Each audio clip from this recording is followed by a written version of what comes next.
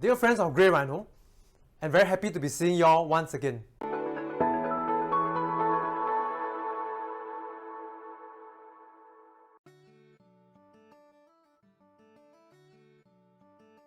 Gold has moved a bit contrary to expectation. Maybe he had a big move, that's why. It might be the reason. Or it might be the Bitcoin, being what people say is a competing, we serve a similar purpose as gold. So I say it's got a bit contrary to expectation because I say one of the key determinant of gold price is really real interest rates. And real interest rate has actually been coming down.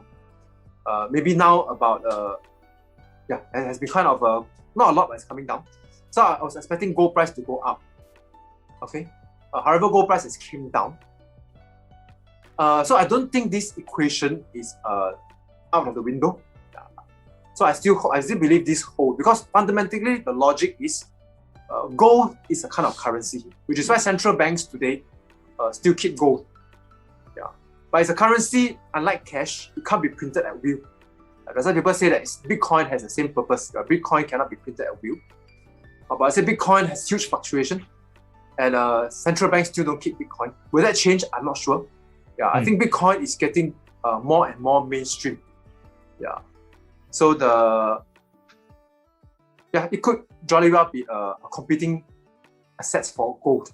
Okay, and secondly, so unlike cash, gold don't have interest rates, don't have interest. So as interest rate goes up, gold will be less favored.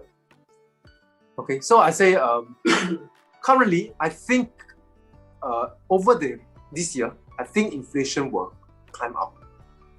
And hence, as inflation climb up, that will make the real interest rate goes even more negative. And that will be beneficial for gold. So I still think people who hold gold, well, if you don't have any, I think now might be a chance to be accumulating some gold because prices has came down. If you already have it, I don't think I will add, but I don't think I will sell either. Because I think there's a good chance as inflation creep up in the second half of this year, I think there's a good chance gold price will go up.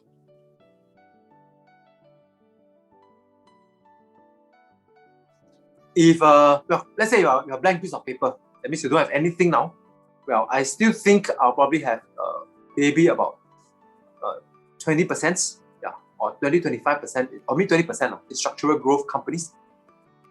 And then about 20 to 30% in those defensive companies and cyclical companies. But I say in this sector, you've got to be very careful. Because these sectors generally are the companies where their business model, they don't have the best business model, most relevant business model for the future.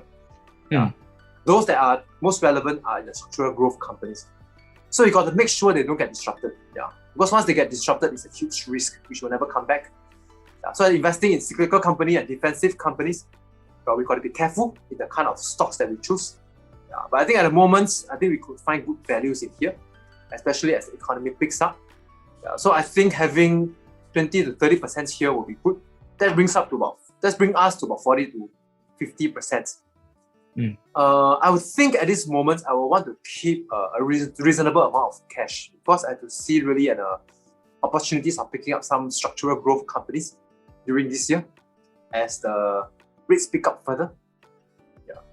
So maybe I will say keep 20-30% in cash.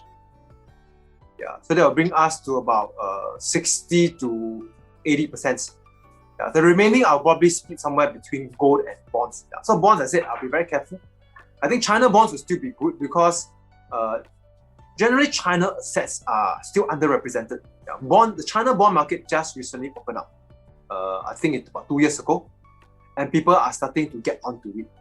I think it's the start of it. So I think as China capital market open, I think more people will come onto the Chinese bonds because China bonds still yield about 3+%, relative to the US yield about 1.7 even after it's climbed up. And Europe is much, much lower. So I think, if I were to buy bonds without the credit risk, I think China government bonds, just to clarify, I'm talking about really the government bonds, not even the local government, okay, the central government bonds, Understand. yield about 3+%. Yeah, I think that could still be a reasonable place to be in. Yeah, to put say like between 10-20%. Yeah, then the rest, yeah, I might put it in gold. Of course, if you have the courage, yeah, to ride that volatility, perhaps some Bitcoin might be good. I mean, Bitcoin is a contrary. As it gets more expensive, in fact, it gets stronger. Yeah, because now it gets more and more widespread. Yeah, that it'll be hard to clamp down because it's more and more owned by institutions. Yeah, so it's becoming harder and harder to clamp down as the price goes up. Yeah, but I still think Bitcoin will have bouts of volatility, where government, at some parts of the world, will want to make it illegal, they want to clamp it down. But I think as Bitcoins gets proliferated, that becomes increasingly difficult. So I think, you might want to even have some Bitcoin in your portfolio, out of the cash, out of the gold part. So instead of gold, 100%, yeah, you might want to consider to have some in Bitcoin. A reasonable portion, I wouldn't put a huge portion, maybe like 5% and below. That is where I will have Bitcoin in my portfolio. Yeah, I think that largely sums up. Yeah, of course, another one is alternative assets, but that one I won't put it here because it's too diverse. It really depends on the fund manager's skills. Yeah, it could be like those hedge fund strategy, yeah, long short strategy, trend following strategies. Yeah, that one you really got to know the fund managers, see their track record. Yeah, that can be also a certain part of the portfolio. Okay, thanks a lot. Thank you very much, Kek Wee. I guess whatever things that we are asking you just now, it is also giving a very good overview and also very good direction for our viewers here. Of course, it is never an advice. It is just a conversation between Kek Wee and some of us who have some questions. So you decide yourself what you really wanted to do with your own investment. And I think continue watching the Grey Rhino YouTube video. Okay, week after week, we wish that from that video, we can really give you some direction and helping you to invest wisely as well. Okay, Kek Wee, any last comment or any last advice that you want to give to any last point of view that you want to give to our friends here? Well, this is not so much about investments. Go back to the logo. Design your life and build your wealth. Okay, I always believe life is not just about building our wealth. Yeah, money is there to serve a certain purpose, and that's about designing our life. How do we want our life to be? Yeah, so that money can be channeled into good use. Be it to live a comfortable life, to serve your loved ones, or even like Bill Gates and Warren Buffett, when they have plenty of money, it's about serving the wider needs, the people who are less privileged, the people who needs it, and that's where I think it'll be fulfilling to be a good steward of money. If you'd like to be listening regularly to the Grey Rhino YouTube to gain more financial knowledge and also investment wisdom, do subscribe below to the Grey Rhino YouTube channel and remember to turn on your notification.